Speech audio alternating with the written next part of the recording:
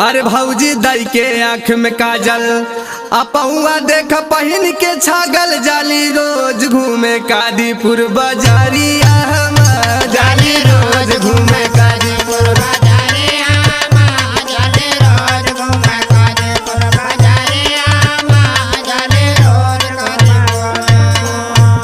लह और सुना सुनाओ भाई सुनावा। अरे ईसनो पाउडर खूब लगावे आ बेग बगले में लटकावे अरे मारे लाउंडन के तीर छी नजरिया